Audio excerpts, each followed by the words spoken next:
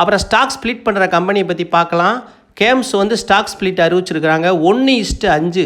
அதுக்கு வந்து எக்ஸ்டேட் வந்து 5 டிசம்பர் மாதம் 5 அன்றைக்கி உங்கள்கிட்ட ஸ்டாக் டிமேட்டில் இருக்கணும். அப்போ நீங்கள் முன்னாடியே 2-3 நாளைக்கு முன்னாடியே வாங்கியிருக்கணும்.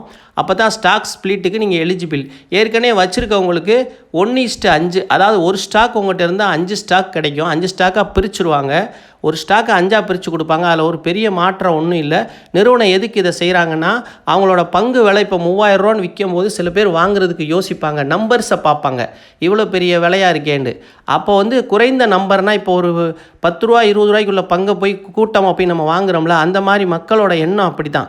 அதாவது பெரிய பங்கெல்லாம் ரொம்ப விலை அதெல்லாம் ஏறாதுன்ற மாதிரி ஒரு எண்ணம் இருக்கான்னு தெரியல.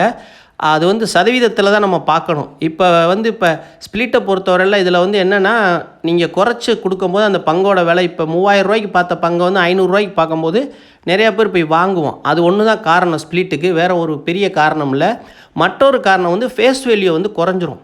இப்போ வந்து 10 ரூபா இருக்க ஃபேஸ் வேல்யூ வந்து 2 ரூபாயாக மாறிடும். 5 இவங்க டிவைட் பண்ணும்போது 10 ரூபா ஃபேஸ் வேல்யூ வந்து